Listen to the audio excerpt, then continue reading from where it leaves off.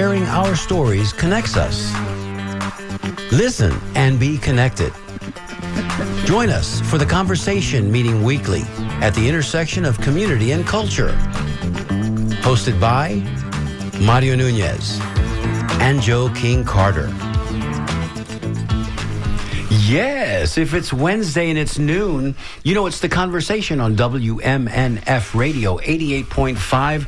I'm your host, Mario Nunez. I'm seated alongside my broadcast partner, ably seated alongside my able broadcast partner. There's a lot of ables right there, Joey. I don't know what that means. I'm abled. It's Joe King Carter. There he is, Joe King Carter. Good afternoon, everyone. And before you jump, I'm going to reverse a trend. You always ask me what happened in the last week. You're gonna do a reverse hold on me? What happened? What happened to all of us in the last week? Let's talk a little bit about that. The meteorological phenomenon that we all experienced? Yes. You know, we experienced it, and we were very, very fortunate if you consider what has happened north of us, you know, in the Panhandle, which they can't get out of the way for love or money, and of course, you know, keep going. Keep going to North Carolina. Keep going. Tragedies. Keep going to Tennessee. You know, you see the images coming back, especially from the Asheville area, and I think to myself, this must have been what it was like when Vesuvius exploded and Pompeii was buried, because as horrible as it sounds, I don't know that they're going to find everybody. I think some people are entombed in that river of mud that we saw destroying towns. Run from the wind. Mm-hmm. No, but don't. Hide from the wind. I'll get it out. Hide from the wind and run from the water, as Dennis Phillips always reminds us to do. Yes. The water is just so dense, and the water will go where the water's going to go. Yes. And if you're in the way, you're going to go too. Just as damaging and maybe more powerful than fire even, because it takes everything with it. And fire with the Santa Ana wind at its back. Yes, absolutely. And, you know, today, Shelley had a great show on Midpoint. We're now talking about the aftermath, insurance fraud, repairs, how we come back from this. And you're going to hear, I'm sure, more and more on WMNF about that in the next days and weeks. But you know what I reflect on is it's a humbling thing to think about what's going on in the world. Those of us who live in this society in which we have technology and science, and we have air conditioning and automobiles, and we have all the technology that we can bathe in, and yet Mother Nature can come along and humble you in such a powerful way. And my gratitude is so profound. Where at my house, Ybor City, did very well. We had almost no structurally damage. Very sound. Yeah, nothing happened there that was significant. And yet you go to Davis Island and there's all this horror there in which homes are ruined. And it's just an amazing experience to think about how this all happens. And I have any of us who are not touched by the storm, I suggest deep gratitude in your heart. It will help you in the end, because you have to sort of make some kind of logic out of why me? Why did I get saved, and why did that person not? You know, so I think that happens a lot, especially after things like, and it happens in a PTSD sort of way, especially with my former colleagues in the airline industry, flight attendants especially. When airplanes, go down and you have to evacuate an aircraft, and some people make it, some people don't, or how about if you just came in on the airplane that the next morning left Boston, that became the first aircraft that hit one of the Twin Towers. You start to wonder, like, if not for happenstance, yes, that could have been me, kind of a situation. And gratitude, absolutely, humbling, 100%. And I like to say, when I'm talking about these meteorological phenomenons. And again, how can you deny? We've lived long enough, Joey.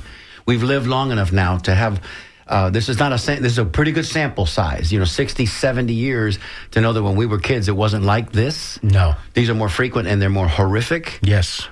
And Mother Nature will slough us off like the ungratefuls that we are by not taking care of the host planet. If she wants to, she can just shudder and be done with us. Gaia. Earthquakes. Absolutely. Certainly tidal waves, whatever. We have to take look up into the heavens every once in a while at night. Look up into the heavens and think about our place. Look how this storm moved with its speed and power in a way that I have never seen in my lifetime a hurricane move. It's because we have changed the climate on this planet, and we need to be doing something about it. We need to atone. Yes, atone for that. So yes, on that fabulous note of gratitude, because we are. We didn't even lose power at my home. So, that's my worst fear, I think, during the storms. Right. Is just losing power. I mean, you're losing everything, of course. Right. But the recovery and in the heat of the summer, that's just as horrific. Yeah, I understand. So we hope everybody out there who's listening was spared. And if you weren't, we hope that your recovery is swift. And you're surrounded by loved ones, because that's really and truthfully at this point in time all that we can hope for. And it's time for community to come together and help those that need help. Okay, so can I get political for just a second? Sure. But don't you come at me with that FEMA socialism stuff. Don't you do that.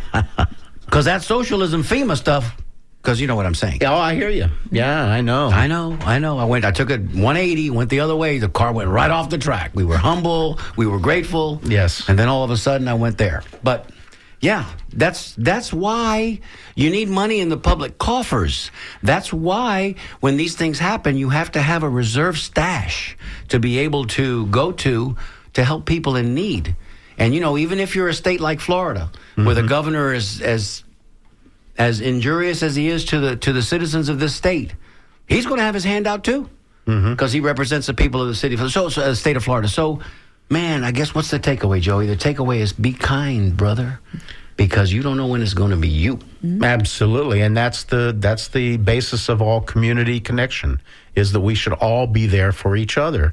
And the more we lose that value, the more trouble it creates. The conversation, meeting weekly at the intersection of community and culture. That's it. That's a great tagline. So I'll say one more thing before we get to our guest, and I say this because, again, this gentleman here, this incredible athlete, was a conflicted individual in a lot of ways, and certainly we lost Pete Rose this week. I'll ring a bell for Pete Rose, because just so complicated. Yes. You can't take away what he did on the field, but man, off the field he was a monster. In a lot of ways, he was a monster. And then here we are. That's the dichotomy in which we live, right? As human beings on planet Earth. That's correct. The good and the bad, the yin and the yang. Which hat are you wearing this week? And it's all in one person. How about that one? Sure. But yeah, Pete Rose, part of the Big Red Machine in the early 70s, later with the Phillies and then the Montreal Expos. And of course, for many years, he got to start right here in Tampa. Because when he got signed by Cincinnati, he came here to do his first spring training. So he was running around Tampa. And I'm sure there's people out there that are listening that have plenty of Pete Rose stories, man. I'm sure that's true. Because he was here in the early days. But anyway, rest in peace, Pete. Sorry about the Hall of Fame thing, but you should have thought about some things before you got mixed up in them. That's all I'm saying. That's right. Hey, who's in studio with us today, Joe? Well, who is in the studio today? Well, this is Miss Patricia Alonso, Patricia Altagracia Alonso, for those of you that might know. And the reason I did that is I wanted you to say her name. I'd love to say her name. Her name rolls off the tongue. It's beautiful. Beautiful. Thank you. Yeah. Welcome. Patricia, welcome to our show, Patricia. Welcome. Thank you so much. Thank you for having me this afternoon. And I want to eclipse what you were talking about, what happened in our region in the last week. It is overwhelming to see the massive loss, not only of life, but the destruction of homes, the water flooding, and listening to the stories. It is very difficult to process, and I appreciated you mentioning how humbling it is, because we don't realize what Mother Nature is. We take it for granted. We don't care for it. We're not thinking about what we're leaving behind to the next generation. And science is real. Climate change is real. We need to talk about these things, because you know what? The generation behind of us needs to be prepared for it.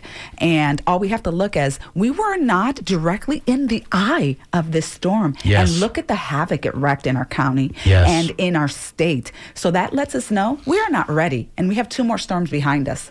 And this hurricane season is not over. So what implications does that mean for our community? So thank you for highlighting that. Thank you for giving me the opportunity to to mention it. And also, I hope everyone out in the community is getting the resources that they need. There are so many. FEMA is on the ground. So go to your local FEMA sites to get that support and assistance. And let's continue to support each other as a community.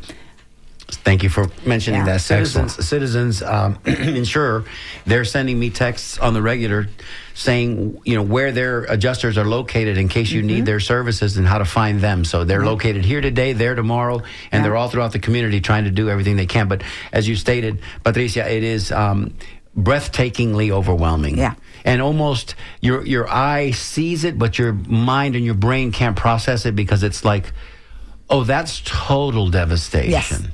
That's nothing left devastation. That reminds me of what happened in Homestead. I think it was in 92 with Andrew, when all you had left, you had no street markers. You didn't know what street was which because all you saw were foundations of homes. There weren't even stop signs. There were nothing. There was nothing. Well, you're right. And this was just a kiss. It blew. Yeah. It blew to us as it went by. Yeah. And yet still it is the strongest impact we've had since the 1921 hurricane that did hit Tampa directly. And I hasten to guess that one wasn't as it wasn't as horrific as this one. You know what I mean? Well, 1921, the population was completely different, but it was devastating. And infrastructure. It was devastating, no doubt about it. And as Patricia says, if one comes right up the bay, everybody's going to be affected in a powerful way. As the Wizard of Oz once famously said, that's a horse of a different color. That's right. Yes, it is. Yeah, Yes, what a great it is. movie that is. Yeah. Can we change the theme just a little bit and make it a little more uplifting? I'm just trying to say it's Wednesday, it's Hump Day, and what we do here on the conversation is try to get you to that, get you to the weekend. Yes. So Patricia, let's. I like the way you say that, Joe. You've been practicing. I've been. huh? I was. Well, It's good. It's Give it to me again. I'm a good student. Let's talk a little bit about your early life. Where did you grow up? I was born and raised in Chicago and lived there until the age of 6.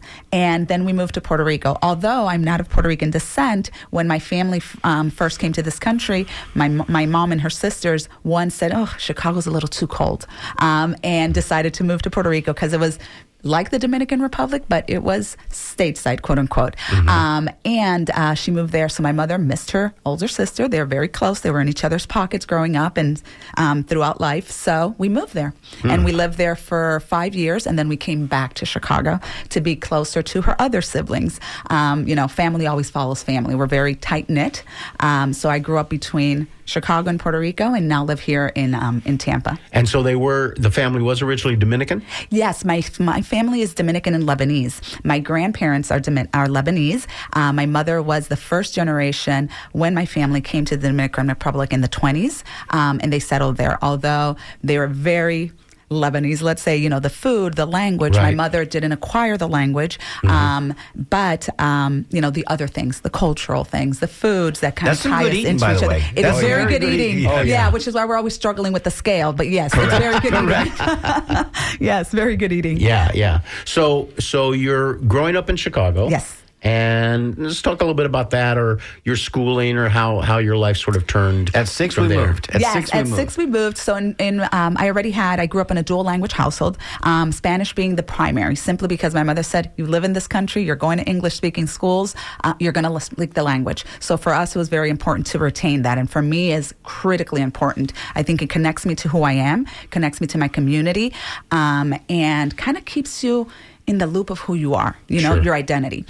So we moved to Puerto Rico, and I went, we were very fortunate. My mother was able to put us in a private Catholic American school. So I had dual language learning there. So some of the classes were in English, some of the classes were in Spanish, or a little bit of both, which allowed me to strengthen and maintain my English, of course, but also the writing in Spanish, which is very important, which here, stateside, you can take Spanish. We all can, which I did for the Easy A. But I was able there they don't teach you here the writing skills and the grammar as good as they do there. So that was very beneficial. When we came back to Chicago, it was very interesting because now how do they see you? Are you the Spanish girl or are you the American girl? So it was kind of that dichotomy of who you are and sort of finding your identity a little bit. So I once again entered a bilingual classroom because they were like, well, maybe her English is not as good. So I was in bilingual ed for about 6 months until I realized, oh my God, this girl's fully. So went back into the general curriculum and went to public school in Chicago because I thought, you don't have to send me to private school. I'm a good kid. I'm going to do well. We can be okay in this environment. So did that, then transitioned to high school in Chicago, and then went to undergrad in Chicago. And actually was studying journalism because I love to communicate. I love to connect with people. I think the ability to have a conversation and learn about someone and make the connection, no pun intended, with them is so Pun critical. intended. Yeah. It's so critical. I think I like to say a social being, and I think that the only way that we grow, and as a society we grow, is to connect with people, because that's when you get the pulse of who they are and how you can better serve them. So for me, that's not a strategy, that's just who I am. So I thought journalism is the best way of doing that. And I always felt like my community was disenfranchised because English was not the primary language. So I felt that this was how I could connect. So, I did that. So being in the studio is very reminiscent of that lifestyle, of that lifetime that I lived there in Chicago. But while I was going through it, I said, there's a big deaf community in Chicago. What a fascinating thing. And then deaf Latino, which makes them even more disenfranchised. Another layer. Yeah. So I thought, maybe I should take a class, because what if I ever interview someone? That would be a really great thing to be able to say a couple of things, So I took a class, and then I took another, and fell in love with the culture, with the community, with the language, and fully changed my major and got my undergraduate degree in sign language interpreting. So of all the odd things you can get American study. Sign Language. So Joey, are you getting a picture? And for those of you just joining us for the first time, this is the conversation, and this is what we do here on Wednesdays at noon. We find fascinating, interesting people in our community. We bring them in so that you can learn more about them. And if you'd like to join us today in the conversation, what a great name for a podcast. 813-239-9663 is the number to call. You can send us a text, 813-433-0885. Always, emails are welcomed. DJ@WMNF.org. Operators are standing by, as they like to say. Patricia, siblings? Yeah, I have a sister. Okay, so before you talk to us a little bit about that relationship, Joy, are you understanding now that Patricia is, if not, she's nothing else if not someone consumed with communication in all of its myriad of forms? Yes. Including up to and including sign language. Yes, of course. So if you can't hear from this woman, understand this woman, find a way to communicate with this woman, the problem's on you, because she's That's way right. down the That's road, right. pal. She's way down the road. That's right. Tell us about your sister. Yeah, definitely. And to add a little, before I do that, also connecting with the deaf Latino community. So being able to sign to them and speak to them in Spanish and making that connection and learning a little bit of MSL to be able to do that was even fascinating. My sister, older sister, although everybody thinks I'm older because I do a little mothering sometime, but we do that to each other. Her name is Vanessa. And Shout out to Vanessa. Yes, she's wonderful. She is my biggest champion. I like to say she is all in and invested in my life. And, even I think the most difficult years when you have siblings and you are quite a few years apart is when you hit those teenage years. I'm 10, she's 15. Who wants to hang out with the 10-year-olds, Right. But we got over that hump. And not that it was rough or anything, but just you can tell the stark difference, what you want to do with life when you're in those ages. But, she's wonderful. She has been always very invested in my success in life. Makes me a little emotional. No, we can hear it in your voice. Yeah. That's your sister. Tu hermanita. Tu hermana. And you love her, and that's perfect. And that's what we do here. Yeah. Right. And so I'm very lucky. There you go. And I only have one sibling. I wish I had more. Yes. But you've got one really, really good one. I got a really, really good one where there's no competition. There's no that. There's just mutual respect and support. How nice. And you're talking to somebody who was an only child. That's Yes. Joe. Yeah. And myself, I had two siblings, but my siblings were 9 and 7 years so years harder. older. So I almost like an only child. So we kind of understand exactly. Yeah. And, that whole sibling dynamic, for the most part, if you come from a family of 5 or 6 siblings, that's a whole different kettle of fish. Oh, absolutely. Yes. And if you got one bathroom, good luck with that.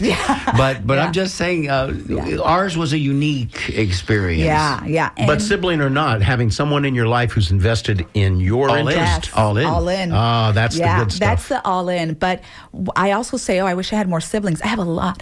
With Latino families, and I bet Mario may add to this, is we live in each other's pockets. So I have a lot of cousins. I have first cousins and second cousins, you know what I mean? And we lived on the same block growing up. We lived around the block. When we moved, we all moved. We went on vacation for the holidays, and in the summer, we all went together. So it's like I had additional siblings. Right. And did I need a lot of friends? Not really, because I had so many. You know, Right. here in Florida, I like to say we're 40 And they're all deep. related, and they were related to you, so Yes, that's a and whole they were different- related to me, so we could talk in code and, you know, hang out in the neighborhood. You shared and, abuelos together. Yes, we did. And we, you know, when we went to Santo Domingo, we all went together, and when we got in trouble, we all got in trouble together, you know? So it was really, really a wonderful thing. But to have a champion in your space all the time, it's a wonderful thing. Of course. Tell us of about the course. undergrad. Now, you brought us up to undergrad in Yeah. Chicago. Yeah. And, oh, by the way, for those of you that are listening that don't have the Chicago lifestyle experience, pretty cool. Yes. Pretty cool. Yes. I mean, listen, as a kid,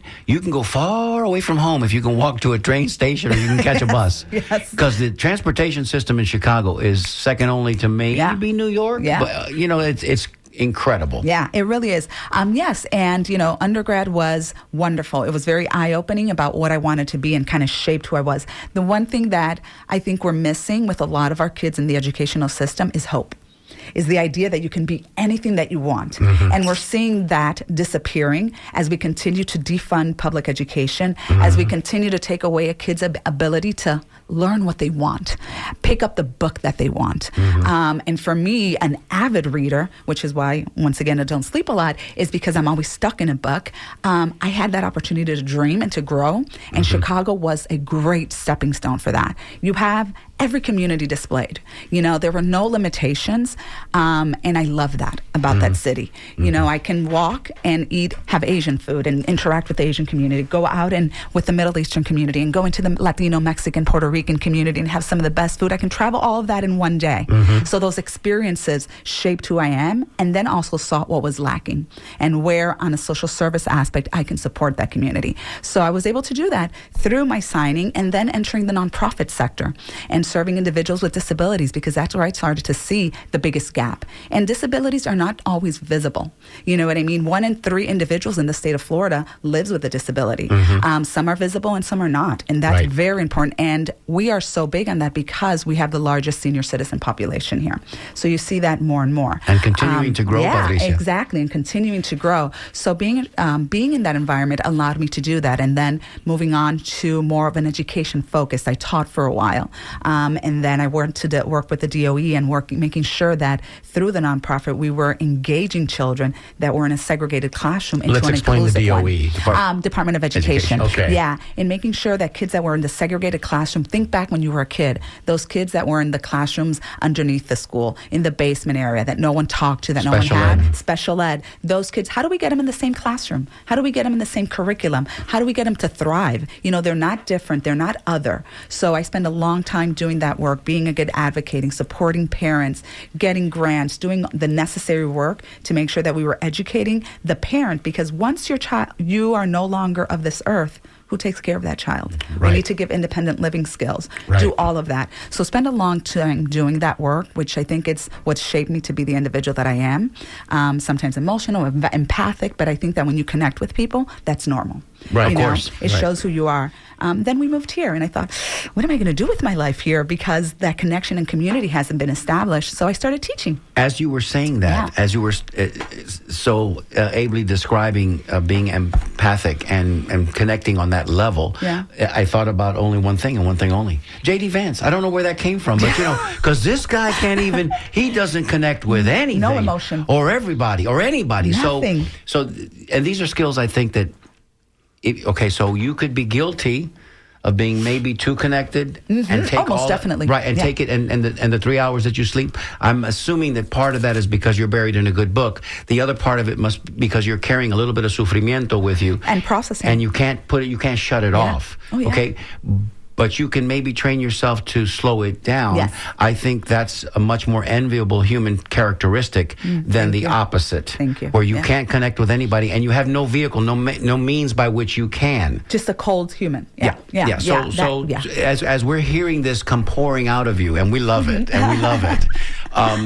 That's what I think has led you to be the public servant that you are. Yeah. So Yeah.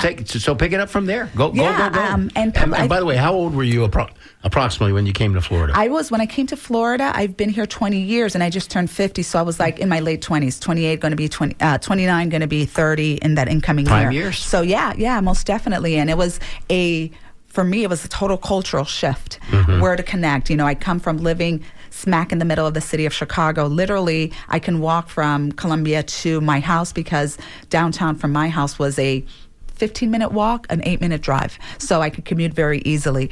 So coming here to living in your bubble gated community was a little culture shock. And where do I? No? Yeah, very off-putting. Where do I find my roots? Who do I connect with? Where's my tribe? My tribe. Where does the community that looks like me at? Trying to find that. And I think that's what led me to teaching. Here, I taught at Middleton because the kids look like me. And I look like them. Okay. And that's very important. I think people say representation is not important. Oh, yes, it is. And they needed you, Patricia. They needed you. Yeah. So that mutual calling was there. Yes. And you know what? It was a wonderful, wonderful experience being there. Of all the things, I taught sign language, and it was wonderful because you saw the football players and you saw all of these kids that would never be caught dead doing these things, signing stories and signing music. And I had my students learn these skills so well. They went off to college, got a degree, became nationally certified, and are now doing what I was doing 20 plus years ago, out serving our community at the worst of moments. I've seen some of them covering news with the governor, or with the senator, or with our commission and things like that. So it's wonderful to see that others are now teaching as well, and teaching deaf students. And so you see that and you think, oh, wow, you do make an impact. And why? Because you can talk to them on the real. The kids were like, oh, no, miss, you've got this, because, they could relate to who I was. Sure. And that's really important. And I think we're missing a little bit in that classroom. And we can talk a lot about representation. We can also really focus on why we're losing a lot of that when we're talking about teacher salary and us being the 50 out of 50 in the country, which is a big issue. How incredibly inspiring this is. And we're only halfway through the show, so That's right. Stay tuned. We'll be right back on the other side of this break. Hi, I'm Louis Catardi, and you're listening to The Conversation with Mario Nunez and Joaquin Carter on WMNF 88.5, Tampa. Thank you, Louis. My question to you, Patricia, is this.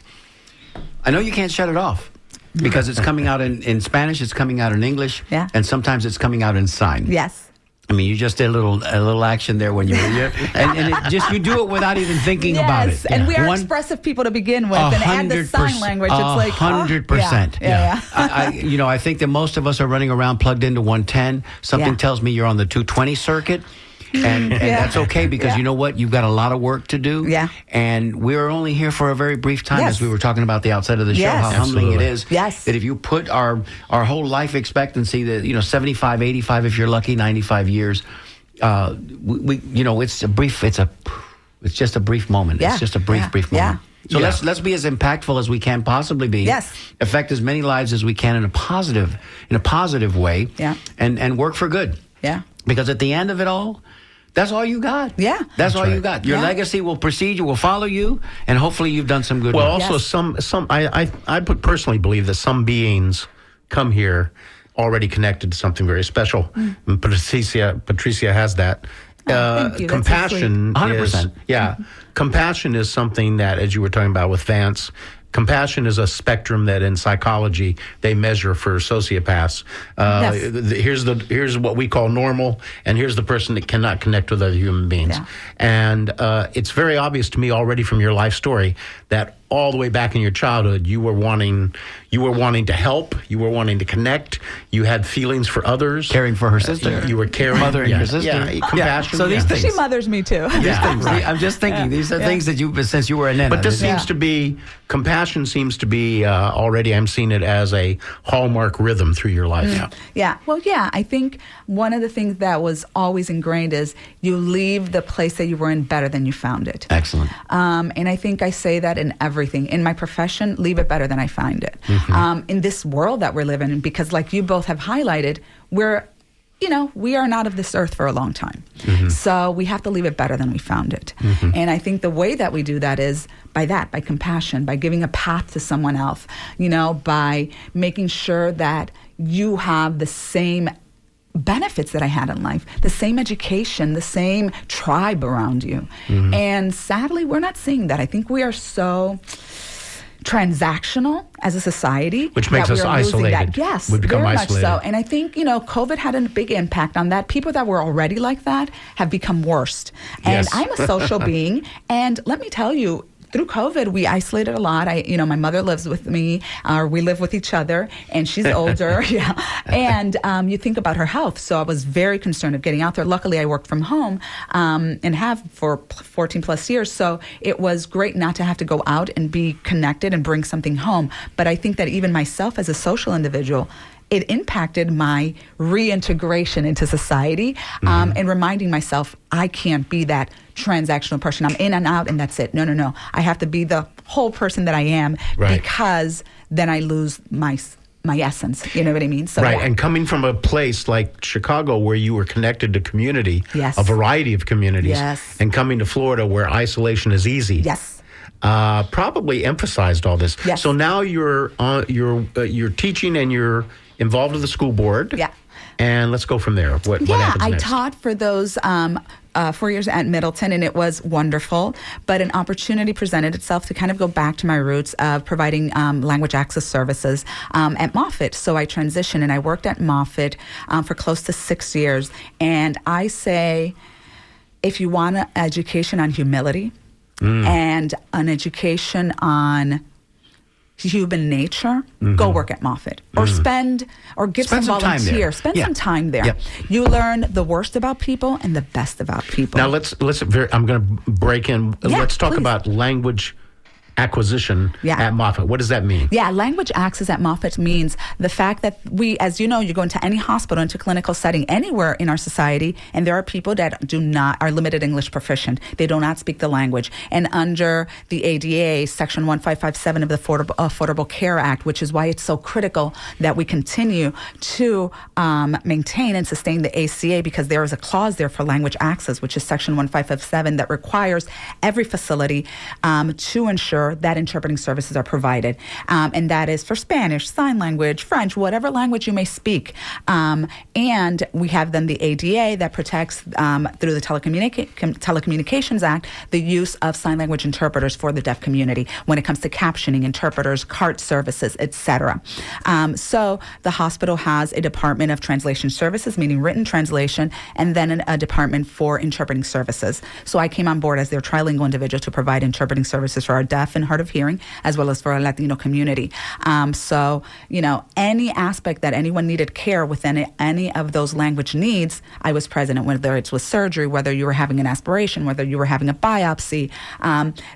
Sadly, I'm a little morbid like this, but the grosser it was, the more fascinated I was. So when there was something really intense happening, you develop a relationship with providers because you're in the consult room. Even end of life situations. Yeah. And I have a lot of difficult end of life stories. So the providers would call, hey, Patricia, we have one that you would be fascinated. So I would really? So I would come over there and, learn as much as I could, but also, once again, human nature. And talking about end of life, there are those moments where family is not even present, and you have someone that their life is coming to an end, and you no might one be in the the only room. one. You might be the only one. I'm the only one. Yeah. Wow. And there is a line Wow. between your ethics and between your ethics as an interpreter, as someone that has to stay 100% impartial, and then there's the human factor in this. Sure. So what do you do? What line do you straddle? And in that moment, you have to be the human. Some people say it's unethical for me to hold their hand as they're expiring, as they're taking their last breath, as the chaplain is praying and you're interpreting that prayer as that person is passing on. Some people may, but will someone say, is that the humane thing to do? Because the family's outside thinking about, how do we get a death certificate so we can get access to insurance, wills, et cetera, and the callousness of that. Sure. But you leave that behind and you support that person for that time. Right. And that's not the first nor will the last time that you've had to do that in this profession. Right. I'm guessing Yeah. at that point in time, as difficult as that decision may be, you think maybe for a moment you're thinking, if Peter's got the clipboard and I get up in front of him, I want him to know that I did this. Yes. I want him to know Yes. that I sided on the side of being human. Yeah. Because that's all we are. Yeah, and I had that conversation. I remember sitting on a board at a forum at a conference, because I do a lot of those things, and having that conversation: is it ethical or not? And I would tell you, 90% of the people in the room said it's not. It's being a human, but still maintaining the line, because I was still able to provide The service. but also hold this person's hand in that moment. What about that is unethical? Right. And when we're looking at humanity. Right. Yeah. There are special people that walk among us, Joe. Yeah. And I think we're in the presence of one now, Oh, yeah, presently. please. Yeah. No. Listen, I get it. we both, our eyes are wide open, Patricia. So this is not, I get it. and people that are listening to us today, maybe even for the first time, Patricia just kind of came into my orbit here recently as we've just kind of started to know each other more and more. She just met Joe today for the very first time. Yeah. And purposefully, when we invite people here to the show, we don't do a deep dive. I could Google anybody and everybody, but sometimes we don't because we would like to know in real time, just like you, our listener, who it is we're talking to. And I've slowly discovered that our better shows are the ones in which we intentionally stay ignorant until we talk to you. There you go. Yeah, you get a little bit deeper. Absolutely. And I also would like to say that service is a great gift. Service is a great reward in itself for helping other human beings. I was put in a position of being a caretaker my entire life, and I understand that people from the outside think of you as an angel, but in truth, what it's doing for you personally, how it's growing you as a person. Yes. If we may go there, let us say intellectually, emotionally, and maybe even spiritually, is very powerful. So having those kinds of moments, I'm sure were life-changing. Life-changing. Most definitely. It does. It puts life into perspective. Yes. Because one of the things that you see, excuse me, is that when you see someone walk in and for the first time you're going to provide them with, language access services, and you're going to be there, you're going to advocate within the lines as necessary within your certification, within the expectations of the profession. So you do that. But you see a quote-unquote healthy human walk in, and the person you see 6 months down the line is a shell of that person. Sure. And it does something for you because you can easily relate and say, oh my God, is that going to be me? And the minute you feel something, you think, oh, I have this. What's going on? So you get a little bit even more hyper aware of your health care as well as of your loved ones, because you're so in tune to what's happening there. Right. And my reason for leaving the hospital is my father was afflicted with CRC, which is colorectal cancer. And, I got the best care because the doctors, they know you, they trust you, they cared for my loved one. You have access, which not everyone does, sadly. I was very fortunate. He was very fortunate. So got great care, had surgery, resected, did everything. But he was a human that had a lot of allergic reactions to things, just like me. I'm allergic to everything. And cats, dogs, birds, just grass, everything. And he had an adverse reaction to preventative medication and, passed. And the hardest part, we had wonderful care, so I would never was how empathic everyone was towards me. Oh, Patricia, how are you doing? So every room I went into, even patients knew because they would come and visit, and they went to the funeral, and the support was incredible. And you're like, I'm not here to discuss this again. You want to move on. So an opportunity became available, and I decided to leave the hospital. And everybody was like, oh my God, what are they going to do without you? I'm like, well, there's other people here, and they're great humans, and they do great work. But that's what I needed to be able to move on from that experience. Right.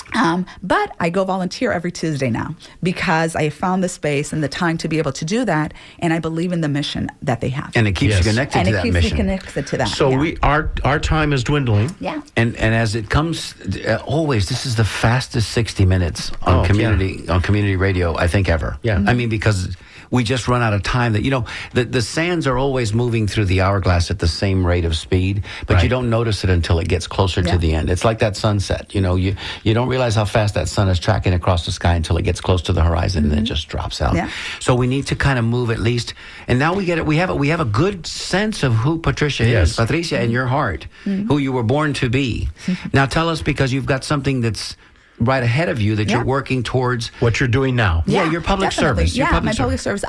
Just to let you know, I transitioned from Moffitt, went on to work to the corporate world, and the language services that was being provided at Moffitt, we now translated it into making sure that it was accessible in a digital format. So now you can go to any hospital, any clinic, hit an iPad, and you get a live body, fully certified nationally, that can provide 300 plus languages. We started from a startup, flipped it, made it into this huge company, set up the processes, all of that led me to be able to create access for people at a national level in every clinical setting. Great. So every single day, someone has access to their best health care at their most vulnerable and at their best moments without feeling shame that they can't communicate in the primary language. That's so that was great. wonderful. So now, what am I doing? Now I am finishing my doctorate. So as I am living life, I am writing my dissertation. I'm towards the last chapter of that, but I'm also running for public office. I'm running for county commission in District 2. Because of all of these learned experiences in life, and because of what we see is happening in our county, all we have to look at is pinpoint at what we are living right at this moment, post this storm. Let's not even say hurricane, because it was a storm. Was a storm. But it doesn't downplay the impact of that, of Yes. what that did to our community. Yes. So I'm running for county commission because, as a former educator, I was just, I'm going to use the word disgusted by how we continue to destroy public education. It's almost like it's under attack. I'm a product of both private and more public education, and we need to strengthen it, not defund it. Right. When we look at what happened with putting teacher salaries on the ballot, you say you want to save county money, but you're using county money to sue and to appeal to not take the decision of a duly elected school board, put it on the ballot, which is the only responsibility you have. And 2 judges had to tell you this, and then let us decide what to do. And more than anything, if you look at the Republican Party, their thing is, we are disenfranchising voters. We're taking away rights. Well, you just disenfranchised me by not putting this, some people say referendums, I like to say teacher salary, on the ballot. You've taken away my decision. You're taking my right, my civic duty, and my right to vote. And sadly, we're not looking at it that way. So that led me to that. Also, we are living in a housing crisis in the country, but in our county as well. Absolutely. You know what I mean? And sadly, another decision they made was to cut the affordable housing budget, which I think we need to reframe that conversation when we're talking about affordable, because people think of only one thing, government-funded programs. We're not thinking about Section workforce 8. housing. We're not thinking about the average individual that is starting their career, wants a starter home, and everything. I had someone tell me, we're building new homes in affordable ones in Temple Terrace. What's the starting price? $350,000. Right. Yeah. Yeah. The average salary in Hillsborough is anywhere between $48,000 and $56,000, and that's you're doing well. Okay. Right. And sadly, that is not going to allow you to sustain a $350,000 plus home. So the fact that the county commission went ahead and cut the housing budget by 80%, leaving us so vulnerable without having the ability to house our citizens. Also, the fact that we have cut funding for nonprofit. I come from a nonprofit world. Talking to organizations like Enterprising Latinas, who have had to let go not 2, not 3, but 4 individuals, affecting that family's livelihood, but also the services that they were providing to the community because those budgets were cut. You know, no access to good transportation in our county. And when we're building such quote-unquote affordable housing, they're in transportation dead zones. You know what I mean? So there's no way to interconnect our county for them to be able to get there. Yeah. I just have an email, Yeah. Patricia, that I would like to read because Sure. it deals with what you were just discussing. Yeah. Hi, Joe and Mario. It says, what is your guest's take on the conservative takeover of New College? Yes. I'm a New College alum, and I'm very disappointed on what it's become. It used to be an excellent college, but now it's now a clown college. And this is from David, Mr. White Pep Bryant. And thank you, David, for your insightful White question. pepper, thank you. Yeah, White Pep. thank you so much, David. That's a wonderful question. And that makes me, as a former educator and someone that thrives and believes in learning and in development, it drives me nuts to see what's happening at New College, what happened at New College, the place where in the country we had the most Fulbright scholars come out of. New College, tiny little New College here in Florida, had most of the Fulbright scholars come out of there. Women's studies. I mean, just a great, massive institution when we're talking about bright minds, about thinking outside of the box. And because of their belief in our woke agenda, which makes no sense, woke just simply means keep mindful, be aware. Nothing beyond that. Right. Be aware of what's behind, who's guarding your six or who's not. Right. You know what I mean? They went and decimated a college with such potential. They put in a new board. They got rid of women's studies. They ran off most of the faculty, and sadly, they are vying for other colleges here. And we have to be vigilant. And to of what that. and to what end? To the end, they talk about us indoctrinating kids, but these actions and these behaviors are indoctrination at their best. Absolutely. And sadly, Absolutely. we don't have enough people in our cities, in our states, in our state raging about this. And we should, because where does this stop? And what people are not realizing, this right there, New College, is the startup ground of Project 2025. Everything that happens in Florida is lining up with that. And I'm not a conspiracy theorist believer or any of that, but a logical minded person is aware that all of these things are a testing ground. You know what I mean? The fact that we use more vouchers than any other place, the fact that we are disenfranchising schools because of the massive use of vouchers here, all of these things correlate, and New College should be our test study on what they're trying to do across Florida the country. has become the petri dish for all of these programs. Yes. And It's an agenda. It is an agenda. Let me say this about that, so, as Richard Milhouse Nixon famously said more than once. I'm going to go out on a limb here, and I'm going to suggest to you that Patricia might be one of only a handful of people that has read all 900 pages of Project 2025, because in her voracious reading, stay up until 4 in the morning At and get 4 up in the at morning, 7. I was gonna say, yeah. She's reading it. Yeah. And this again. Sadly true. Maybe we don't need for you to sleep. As we say, there are special people that walk amongst us, and I think today you're listening to one of them here on the conversation. Patricia, tell us, should you be elected in this race for District 2, County Commission seat? What's your top 3 agenda items? Yeah, top 3 agenda items is we need to restore proper funding to affordable housing and reframe that. We have to look at this as workforce housing. We have to look at this being market-based. We have to look, my other thing is obviously ensuring that we are protecting our green zone, our green spaces. That massive sprawl doesn't continue to happen in our county, as we are seeing, especially this storm has taught us why we need to Planning do that. is so critical. Planning is critical. Absolutely. And we hear our commission talking about, we need to put it in infrastructure. What infrastructure? All we have to look at how nothing held of the infrastructure to see why we need to re-strengthen that, and look at it from a perspective of we're not being worked, we're not doing this. No, from a perspective of how it's affecting our citizens. Look at sadly, it hit one of the most affluent areas. Look at Davis Island. Now they're thinking infrastructure. Now they're thinking the importance of voting their interests. Now they're thinking that. But when it doesn't happen and it happens somewhere else, we're not. So that's, yes, please. You mean it wasn't a good idea to dredge the bay and build homes on that? No, it wasn't. No. And, obviously education. I'm just thinking outside the box here, y'all. Obviously, education is something that is extremely important to me, because that also means jobs. If we educate, we are educating a good workforce, and we're creating a homegrown workforce that will then be put to work in our county and in our state for the betterment of our county and our state, and so that we can see our community thriving. So investing in education to be able to see our kids thrive like I did.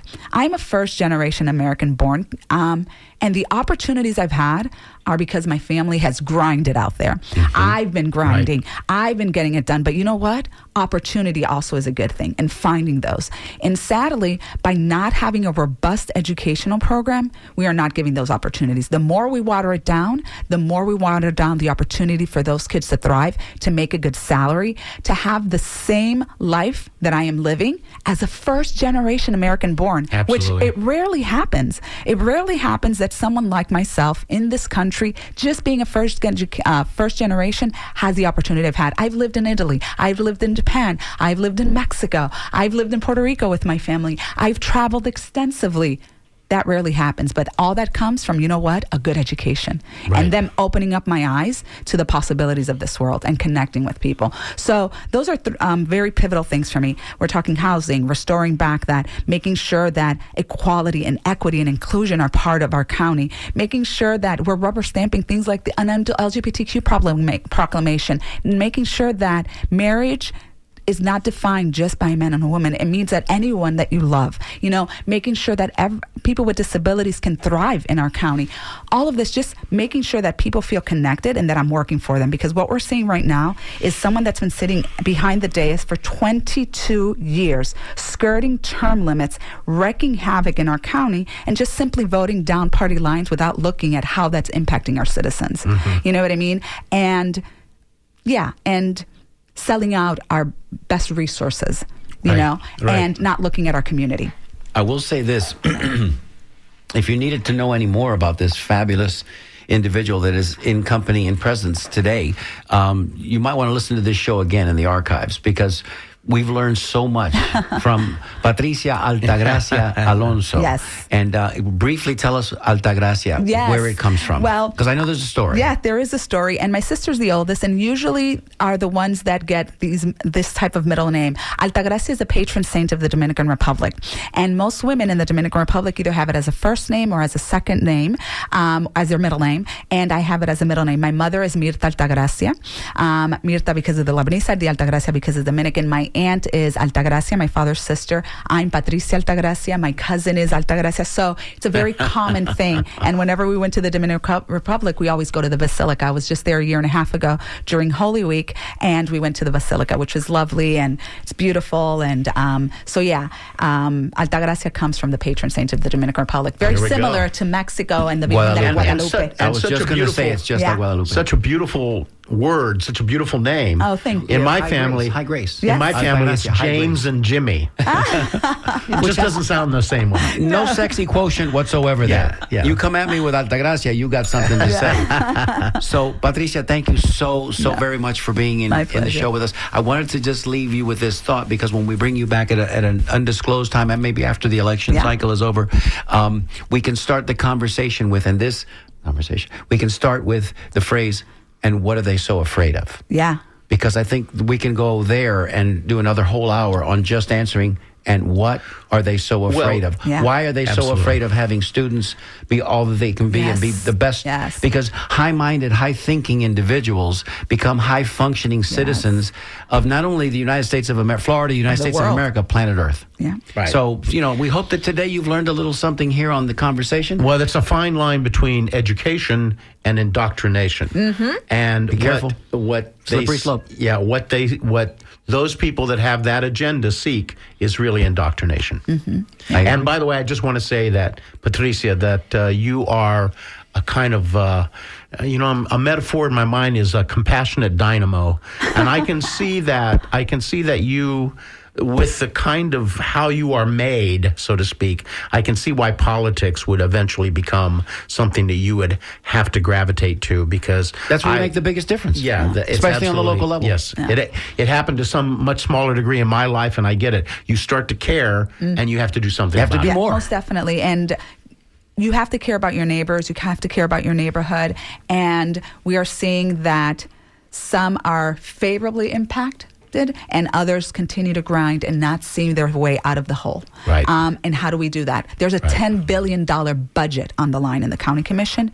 Now we're getting to go, what communities is it serving and how is it serving those communities? And if I've earned your trust, if I've earned your vote, please get me to the county commission so I can continue to serve not just my district, because when you're sitting behind the dais, you're making decisions for the whole county. Correct. And visit my website, patriciaalonso.com, and learn a little bit about me and, how I can better serve our communities. It's the third largest, if I'm not mistaken, county and Fourth largest school district in the country, and the fastest growing county in our state. And we expect within the next 4 to 5 years to have another minimum 500,000 new people in our county. How prepared are we for that? And where are we gonna infrastructure put 'em? rise. Where are we going to put them? That's the maybe whole we can get conversation. him to move to Davis Island and then, hope for the best. Yeah, or in protected lands, like last night we heard over and over. Yes, yeah, right. Patricia, what a joy. Yeah, what a same. privilege to have you with us No, today. So same. Thank you so much. We will have you back, we promise. Who's coming up next?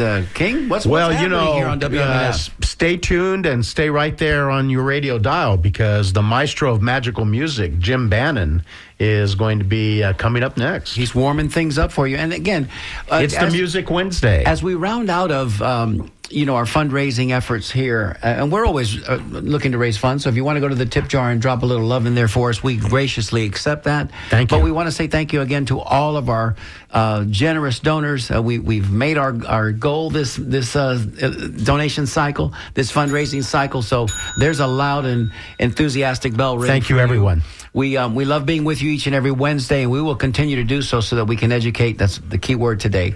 Educate the community with lovely guests as Patricia Altagracia Alonso.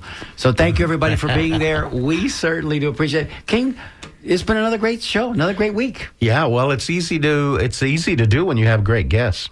I agree. And you had a little café con leche before you get here. So once again, everybody, thank you for listening. This is, as always, 88.5 WMNF, Tampa.